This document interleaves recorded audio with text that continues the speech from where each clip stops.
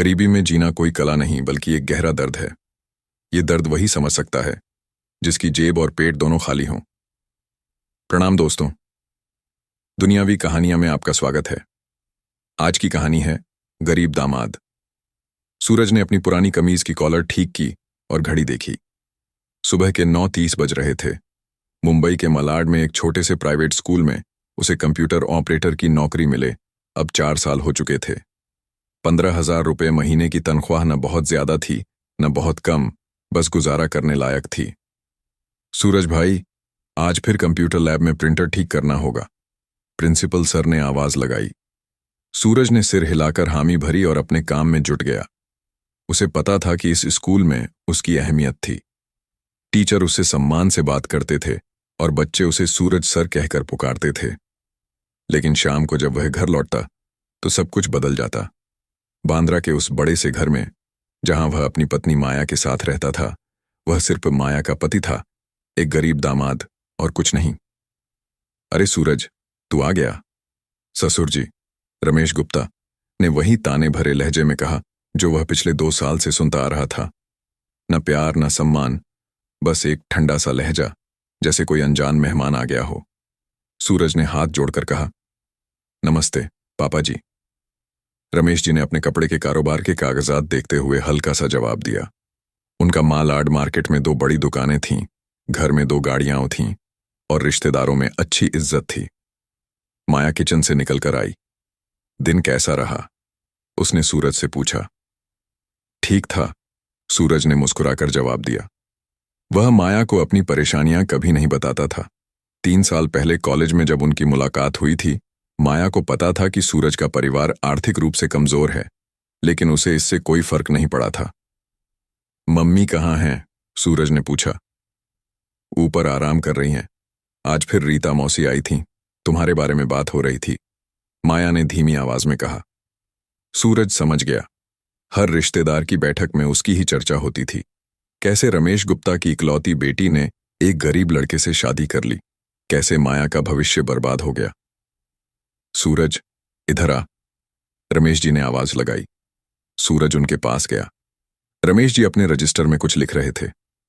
सुन, कल शाम को घर में छोटी सी पार्टी है, मेरे कुछ बिजनेस पार्टनर आएंगे, तू ज्यादा बीच में मत आना, ऊपर अपने कमरे में रह लेना।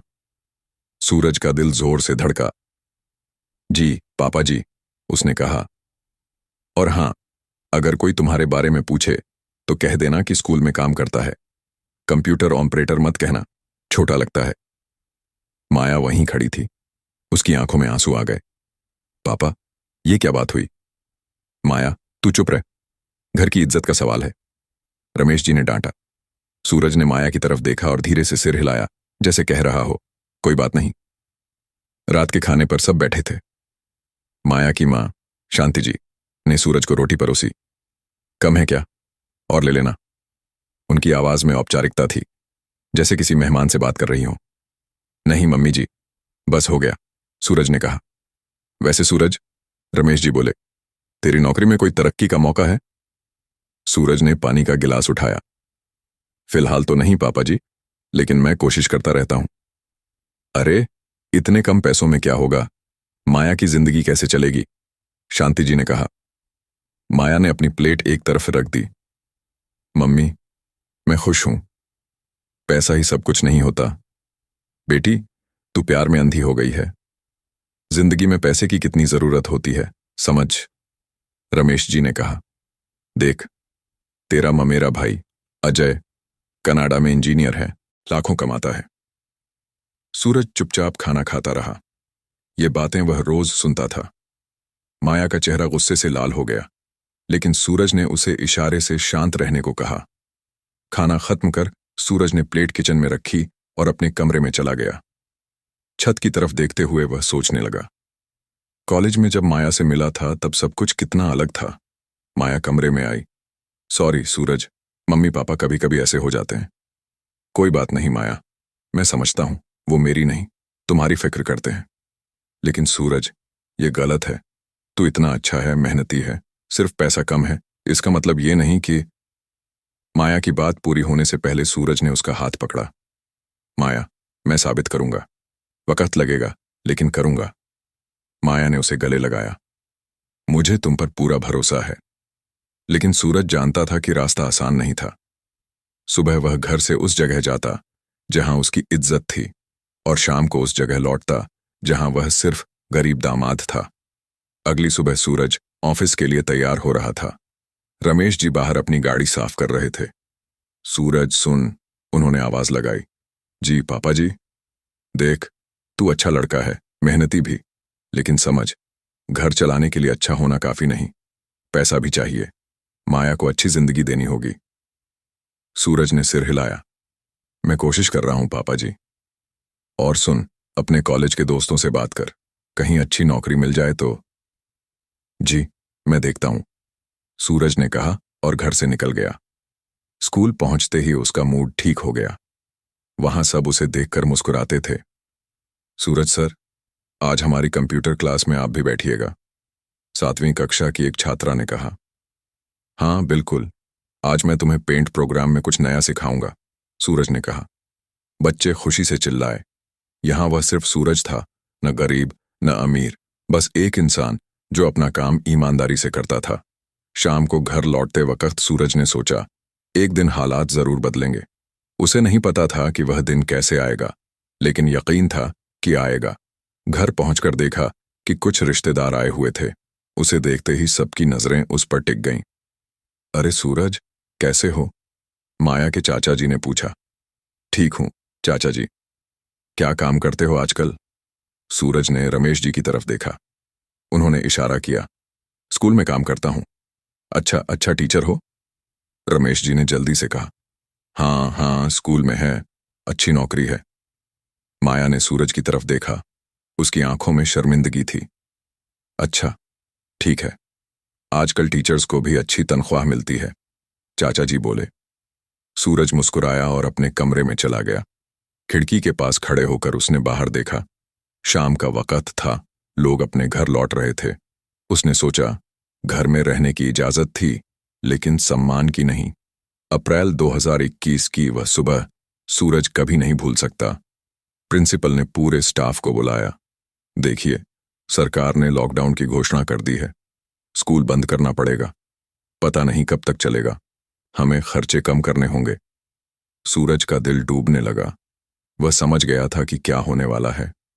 सूरज, मुझे खेद है, तुम्हारा काम अच्छा है, लेकिन ऑनलाइन क्लासेस के लिए हमें ज्यादा टेक्निकल स्टाफ की जरूरत नहीं। अभी तुम्हारी सेवाएं बंद करनी होंगी।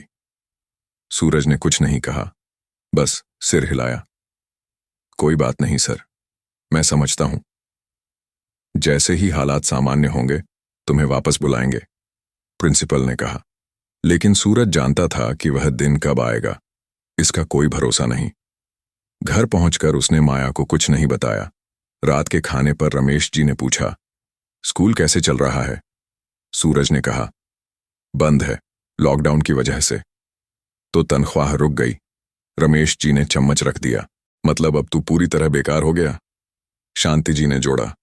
हाय राम, अब माया का क्या होगा? माया ने तुरंत कहा, मम्मी, लॉकडाउन सबके लिए मुश्किल है, सूरज की कोई गलती नहीं। गलती की बात नहीं माया, बात यह है कि अब इसके पास कमाई का कोई जरिया नहीं, रमेश जी ने कहा। सूरज चुपचाप खाना खाता रहा। जवाब देने से कोई फायदा नहीं था। अगले 3 महीने और मुश्किल हो गए। घर में तनाव बढ़ता जा रहा था। सूरज रोज फोन पर नौकरी ढूंढता, लेकिन लॉकडाउन में कुछ नहीं मिल रहा था। एक दिन रमेश जी ने बुलाया, सूरज इधर आ। वह अपने कारोबार के कागजात देख रहे थे, चेहरे पर परेशानी साफ थी। सुन, मैं साफ बात करता हूं, लॉकडाउन की वजह से मेरा कारोबार भी डगमगा रहा है। दुकानें बंद हैं, पैसा नहीं आ रहा, घर का खर्च चल रहा है, लेकिन अब मैं और नहीं संभाल सकता। सूरज समझ गया कि बात कहां जा रही है। तू कुछ और काम क्यों नहीं देखता? कुछ भी, छोटा मोटा, कम से कम कुछ तो आएगा। मैं देख रहा हूं पापा जी, लेकिन अभी बहुत मुश्किल है। मुश्किल सबके लिए है सूरज, मर्द को कुछ ना कुछ करना पड़ता है, बैठकर खाने से काम नहीं चलेगा। उस रात माया ने कहा, पापा ने जो कहा उसका बुरा मत मानना, वो भी परेशान है। मैं समझता हूं माया, वो गलत नहीं कह रहे, कुछ ना कुछ निकल आएगा। लेकिन सूरज जानता था कि सब्र का वक्त खत्म हो रहा था। अगले दिन शांति जी ने कुछ ऐसा कहा जिसने सूरज का सब्र तोड़ दिया। माया, सच कहूं, तूने गलत फैसला लिया था। देख अब क्या हाल है। कमाने वाला तो है नहीं, हमारी बेटी का क्या भविष्य है। मम्मी, आप ऐसे क्यों बोल रही हैं? माया ने कहा। सच बोल रही हूं बेटी, प्यार में अंधी हो गई थी तू। अब देख, पूरा दिन घर बैठा है, न काम न इनकम। सूरज वहीं बैठा था।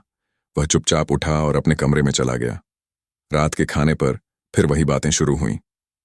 सूरज, मैं आखिरी बार कह रहा हूं, कुछ भी काम ढूंढ ले, डिलीवरी कर, दुकान पर काम कर, लेकिन कुछ तो कर। मैं कोशिश कर रहा हूं पापा जी। कोशिश से कुछ नहीं होता, करना पड़ता है। उस रात सूरज को नींद नहीं आई। वह समझ गया कि अब यहां रहना मुश्किल है। माया उसके लिए अपने परिवार से लड़ रही थी, लेकिन वह नहीं चाहता था कि उसकी वजह से घर में रोज लड़ाई हो। सुबह 4:30 बजे सूरज उठा, चुपचाप अपने कपड़े एक बैग में भरे। माया अभी सो रही थी। उसने एक छोटा सा नोट लिखा। माया, मैं जा रहा हूं, तुम परेशान मत होना।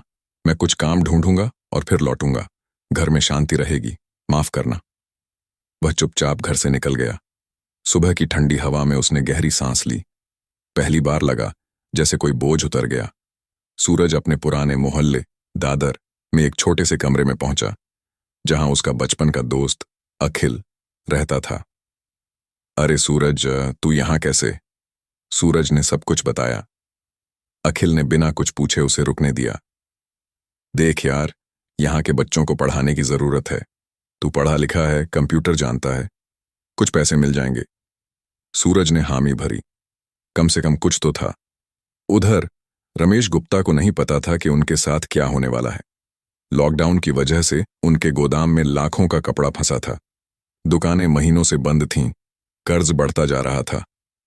माया, तेरा पति कहाँ गया? 2 दिन से दिखाई नहीं दे रहा, शांति जी ने पूछा। माया रो रही थी। वो चला गया मम्मी, आप लोग रोज उसे ताने देते थे, वो परेशान हो गया। अच्छा हुआ, अब जाकर कोई काम ढूंढेगा, रमेश जी ने कहा। लेकिन उन्हें लग रहा था कि कुछ ठीक नहीं है। उनका कारोबार डूब रहा था। सूरज ने मोहल्ले के बच्चों को पढ़ाना शुरू किया। रिक्शा वालों, मजदूरों के बच्चे जो स्कूल नहीं जा सकते थे, उन्हें उसने बुनियादी गणित और अंग्रेजी सिखाई। शुरू में सिर्फ 7-8 बच्चे आते थे। धीरे धीरे बात फैली। अरे, वो लड़का बहुत अच्छा पढ़ाता है, मेरे बेटे के नंबर बढ़ गए, एक माँ ने कहा। 2 महीने बाद 25 बच्चे आने लगे। सूरज ने एक छोटा सा बोर्ड लगाया, नन्हा शिक्षा केंद्र। कुछ बच्चे कंप्यूटर सीखना चाहते थे। सूरज ने अखिल से पुराना कंप्यूटर उधार लिया और बच्चों को बेसिक टाइपिंग सिखाने लगा। 4 महीने बाद पास के एक प्राइवेट स्कूल के प्रिंसिपल को पता चला। आप सूरज हैं? सुना है आप बहुत अच्छा पढ़ाते हैं। क्या आप हमारे स्कूल में पार्ट टाइम पढ़ा सकते हैं? ये छोटी सी शुरुआत थी, लेकिन सूरज के लिए बड़ी उम्मीद थी। उधर रमेश गुप्ता की हालत और खराब हो रही थी। बैंक से कॉल आने लगे। कर्ज चुकाने का दबाव बढ़ रहा था। माया, तेरे पति का कोई पता? रमेश जी ने एक दिन पूछा। क्यों पापा? बस बात करनी है, उसका नंबर दे। लेकिन सूरज फोन नहीं उठा रहा था। वह नहीं चाहता था कि माया परेशान हो। एक दिन अखिल ने कहा, यार तू बहुत अच्छा काम कर रहा है, बच्चे खुश हैं, उनके माता पिता भी। तू अपनी कहानी लिख रहा है। सूरज मुस्कुराया। हाँ यार, यहां कोई मुझसे ये नहीं पूछता कि मैं कितना कमाता हूं। और सुन, माया को परेशान मत कर, उसे यहां बुला ले। नहीं अखिल, पहले मैं अपने पैरों पर खड़ा हो जाऊं। सूरज नहीं जानता था कि रमेश का कारोबार पूरी तरह डूब चुका था।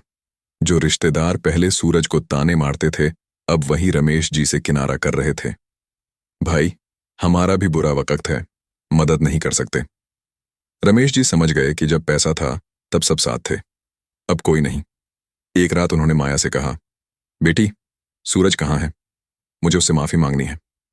माया की आंखें भर आईं। पापा, अब बहुत देर हो चुकी है। एक दिन सूरज के पास माया का फोन आया। सूरज, प्लीज फोन मत काटना। माया, तुम ठीक तो हो? पापा को तुमसे बात करनी है, बहुत जरूरी है। क्या हुआ? बस आ जाओ। सूरज ने फोन काट दिया। वह जानता था कि अगर गया तो फिर वहीं सब शुरू हो जाएगा। 6 महीने बाद सूरज के शिक्षा केंद्र में 35 बच्चे आने लगे। उसकी मेहनत रंग ला रही थी। बच्चे उसे गुरुजी कहते थे। सूरज भाई, आपने हमारे बच्चों की जिंदगी बदल दी, एक रिक्शा चालक मोहन ने कहा। मेरा बेटा अब अंग्रेजी बोलता है। सूरज मुस्कुराया। यहां उसकी इज्जत थी।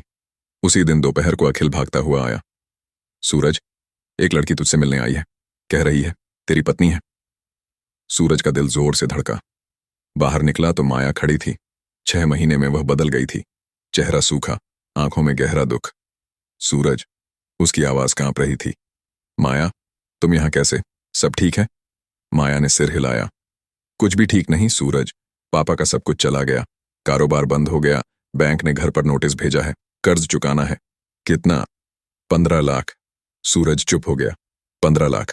वह जो महीने में 12,000 कमा रहा था, उसके लिए यह रकम पहाड़ जैसी थी। और सुन सूरज, माया ने हिचकिचाते हुए कहा, जो रिश्तेदार पहले हमारे साथ थे अब कोई नहीं आता, सबने मुंह फेर लिया। सूरज ने माया की तरफ देखा। उसकी आंखों में आंसू थे। माया, मैं जानता हूं, तकलीफ में इंसान सबसे ज्यादा अपनों को पहचानता है। माया ने कहा, सूरज, तुम बदल गए हो। तुम्हारे चेहरे पर अब एक अलग शांति है। यहां कोई मुझसे ये नहीं पूछता कि मैं कितना कमाता हूं, यहां सिर्फ मेरा काम देखते हैं। 2 दिन बाद माया का फोन फिर आया। सूरज, पापा को हार्ट अटैक हुआ है, हॉस्पिटल में है। कौन सा हॉस्पिटल? मेदांता। डॉक्टर क्या कह रहे हैं? ऑपरेशन करना होगा, 3 लाख लगेंगे। फोन कटने के बाद सूरज सोच में डूब गया। रमेश जी, जिन्होंने उसे कभी इज्जत नहीं दी, उन्हें बचाने के लिए वह क्या कर सकता था? अखिल, मुझे 3 लाख चाहिए। तेरे पास तो बस 50,000 की बचत है। मैं कुछ इंतजाम करूंगा। सूरज ने अपनी मां का दिया हुआ छोटा सा सोने का कंगन बेचा, कुछ लोगों से उधार मांगा। 4 दिन की मेहनत के बाद उसके पास 2 लाख जमा हो गए। पूरे नहीं हुए सूरज, अभी 1 लाख कम है। कोई बात नहीं, पहले ये दे देता हूं। सूरज हॉस्पिटल पहुंचा। आईसीयू के बाहर माया और शांति जी बैठी थीं। माया ने उसे देखकर चौंक कर कहा, सूरज, तुम यहां? हॉस्पिटल का बिल कितना है? 2 लाख हो गया है, बाकी ऑपरेशन के बाद। सूरज ने काउंटर पर 2 लाख जमा कर दिए। रिसेप्शनिस्ट ने कहा, सर, अब मरीज का इलाज शुरू हो सकता है। माया और शांति जी हैरान थीं। सूरज, ये पैसे कहां से आए? शांति जी ने पूछा। मैंने इंतजाम किया मम्मी जी। लेकिन तुम्हारी नौकरी तो? मैं बच्चों को पढ़ाता हूं, थोड़े पैसे जमा थे। शांति जी की आंखें भर आईं। सूरज, मैंने तुम्हारे साथ बहुत गलत किया। कोई बात नहीं मम्मी जी, अब ये सब भूल जाइए। ऑपरेशन सफल रहा। 4 दिन बाद रमेश जी होश में आए। आईसीयू से बाहर आने पर उन्होंने पूछा, हॉस्पिटल का बिल किसने भरा? माया ने कहा, सूरज ने। रमेश जी चुप हो गए, फिर बोले, सूरज कहाँ है? वो रोज आता है, अभी बच्चों को पढ़ाने गया। माया ने पूरी कहानी बताई, कैसे सूरज ने छोटा सा स्कूल शुरू किया, कैसे बच्चे उसे गुरुजी कहते हैं, कैसे वह अपने पैरों पर खड़ा हो गया। और मैंने उसे घर से भगा दिया। रमेश जी की आवाज में दुख था। शाम को सूरज आया। रमेश जी ने उसे देखा, लेकिन कुछ कह ना सके, सिर्फ हाथ जोड़ दिए।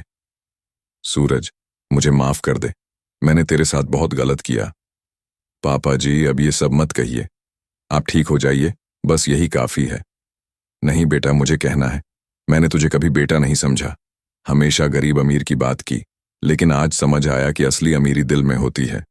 सूरज की आंखें भर आईं। पहली बार रमेश जी ने उसे बेटा कहा था। पापा जी, मैं कभी आपका बुरा नहीं चाहता था, बस चाहता था कि आप मुझे समझें। रमेश जी ने सूरज का हाथ पकड़ा। बेटा, तू वापस घर चल, अब मैं तुझे कभी कम नहीं समझूंगा। पापा जी, मैं अब माया को अपने साथ ले जाना चाहता हूं। मेरा एक छोटा सा स्कूल है, हम वहां खुशी से रह सकते हैं। जैसा तू चाहे बेटा, मैं खुश हूं कि मेरी बेटी को तुम जैसा पति मिला। हॉस्पिटल से लौटते वक्त माया ने कहा, पापा बिल्कुल बदल गए हैं। लोग तब बदलते हैं जब उन्हें असली रिश्तों की कदर पता चलती है। तकलीफ में जो साथ दे वही अपना होता है। सूरज, मुझे माफ करना, मैं तुम्हें रोक नहीं सकी। माया, अगर मैं नहीं गया होता तो तो ये सब नहीं समझ पाता। कभी कभी दूरी रिश्तों को समझने के लिए जरूरी होती है। घर पहुंचकर रमेश जी ने अपने पुराने दोस्तों को फोन किया। अरे रमेश, अब कैसे हो? ठीक हूं, लेकिन तुम्हारी वफादारी देख ली। जब जरूरत थी कोई नहीं आया। अरे यार, अपनी मजबूरी थी। हाँ, पता चल गया। अब समझ आया कि जिसे मैं गरीब समझता था वही मेरी जान बचाने आया। उस रात रमेश जी ने अपनी डायरी में लिखा, आज पहली बार समझा कि रिश्ता पैसे से नहीं, दिल से बनता है। मैंने सूरज के साथ गलत किया, लेकिन वो मुझसे बड़ा इंसान निकला। सूरज अपने छोटे से स्कूल में लौट आया। बच्चे उसे घेर कर चिल्लाए, गुरुजी, आप कहाँ थे? हमें आपकी बहुत याद आई। बस कुछ जरूरी काम था, अब मैं यहीं हूं। गुरुजी, आप हमें छोड़कर तो नहीं जाएंगे? सूरज ने बच्चों को देखा। यही उसका असली परिवार था। यहां वह सिर्फ सूरज था, न गरीब न अमीर। नहीं बच्चों, अब मैं यहीं रहूंगा। उस दिन अखिल ने कहा, यार, तूने बहुत बड़ा काम किया। जिन्होंने तुझे कभी इज्जत नहीं दी, उन्हें बचाने के लिए सब कुछ दे दिया। अखिल, रिश्ता बदला लेने के लिए नहीं, प्यार देने के लिए होता है। मैंने साबित कर दिया कि मैं इंसान हूं। हाँ, अब वो सब समझ गए होंगे। समझ गए, लेकिन अब मुझे उनकी समझ की जरूरत नहीं। मैं अपनी राह बना चुका हूं। रात को सूरज ने आसमान की तरफ देखा। 7 महीने पहले जब वह घर छोड़कर गया था तो लगा था कि सब खत्म हो गया, लेकिन आज उसे एहसास हुआ कि असल में तब उसकी नई शुरुआत हुई थी। जिसे गरीब दामाद समझा गया, वही आज सबके लिए मिसाल बन गया। अस्पताल से छुट्टी के बाद रमेश जी ने सूरज को घर में पहली बार सम्मान की जगह दी। खाने की मेज पर उन्होंने सूरज को अपने बगल में बिठाया। पहले मैं समझता था कि पैसा ही सब कुछ है, रमेश जी ने धीरे से कहा, लेकिन जब मेरे पास कुछ नहीं बचा तब पता चला कि असली दौलत क्या होती है। सूरज, तुमने मेरी जान बचाई। जब कोई रिश्तेदार, कोई दोस्त नहीं आया, तुम आए। जिसे मैंने गरीब दामाद कहकर बेइज्जत किया, वही मेरा सहारा बना। माया ने सूरज का हाथ पकड़ा। उसे लगा कि उसका घर अब सच में घर बन गया है। अगले कुछ महीनों में सूरज को एक सरकारी स्कूल में स्थायी शिक्षक की नौकरी मिल गई। तनख्वाह 22,000 रुपये थी। ज्यादा नहीं, लेकिन सुकून की कमाई थी। रमेश जी ने अपने बचे खुचे कारोबार को संभाला, लेकिन अब उनकी सोच बदल गई थी। पैसा जरूरी था, लेकिन रिश्तों से ज्यादा नहीं। माया अब सूरज के साथ उसी छोटे से किराए के मकान में रहती थी। 2 कमरे, एक छोटी सी रसोई, लेकिन वहां प्यार था, इज्जत थी। कभी कभी लगता है कि हम पहले से ऐसे क्यों नहीं रहे, माया ने एक शाम पूछा। क्योंकि इंसान को टूटना पड़ता है, तभी वह सही मायनों में जुड़ता है, सूरज ने जवाब दिया। महीनों बाद जब रिश्तेदार शादी ब्याह में मिलते तो सूरज से कहते, अरे सूरज भाई, माया ने सही आदमी चुना। आजकल ऐसे लोग कहाँ मिलते हैं। सूरज सिर्फ मुस्कुराता, कुछ नहीं कहता। एक बार रमेश जी ने देखा कि सूरज इन तारीफों पर भी उतना ही शांत रहता है जितना पहले बेइज्जती पर रहता था। तुम कभी बदला नहीं लेते सूरज? उन्होंने पूछा। पापा जी, बदला लेने से रिश्ते खराब होते हैं। मैं बस यही चाहता था कि आप मुझे समझें। आज आप समझ गए, बस यही काफी है। रमेश जी को लगा कि सूरज सिर्फ उनका दामाद नहीं, बल्कि उनका गुरु है। 1 साल बाद दिवाली पर पूरा परिवार सूरज और माया के छोटे से घर में इकट्ठा हुआ। रमेश जी, शांति जी और कुछ करीबी रिश्तेदार आए। खाना खाते वक्त रमेश जी ने कहा, मैंने जिंदगी में बहुत पैसा कमाया, बड़ा कारोबार खड़ा किया, लेकिन सबसे बड़ी गलती ये की मैंने रिश्तों की कदर नहीं की। सूरज, तुमने मुझे सिखाया कि असली अमीरी दिल में होती है। मेज पर सन्नाटा छा गया। सूरज ने सिर्फ मुस्कुराकर सिर हिलाया। खाने के बाद माया और सूरज ने बच्चों के लिए बनाए अपने शिक्षा केंद्र के बारे में बताया। हम इसे और बड़ा करना चाहते हैं, सूरज ने कहा। ज्यादा बच्चों को पढ़ाने का इरादा है, रमेश जी ने तुरंत कहा। बेटा, अगर कुछ मदद चाहिए तो बताना, मैं अब तुम्हारे साथ हूं। सूरज ने हल्के से मुस्कुराकर कहा, पापा जी, आपका साथ ही काफी है। अगले कुछ सालों में सूरज और माया ने अपने शिक्षा केंद्र को एक छोटे से स्कूल में बदल दिया। मोहल्ले के सैकड़ों बच्चे वहां पढ़ने लगे। सूरज को अब गुरुजी के नाम से पूरा दादर जानता था। रमेश जी ने भी अपने कारोबार को फिर से खड़ा किया, लेकिन अब वह सिर्फ पैसा कमाने के लिए नहीं, बल्कि अपने परिवार और समाज के लिए काम करते थे। एक दिन जब सूरज और माया अपने स्कूल के बाहर बच्चों के साथ हंस रहे थे, रमेश जी वहां आए। सूरज, मैंने तुम्हें गलत समझा था, लेकिन तुमने मुझे सिखाया कि इंसान की कीमत उसके काम और दिल से होती है, न कि उसकी जेब से। सूरज ने जवाब दिया, पापा जी, जिंदगी ने मुझे भी बहुत कुछ सिखाया। अगर मैं उस दर्द से नहीं गुजरा होता तो शायद आज ये सब न कर पाता। उस रात जब सूरज और माया अपने छोटे से घर में बैठे थे, माया ने कहा, सूरज, तुमने न सिर्फ मेरा बल्कि मेरे पूरे परिवार का दिल जीत लिया। सूरज ने हंसकर कहा, माया, मैंने बस वही किया जो सही था।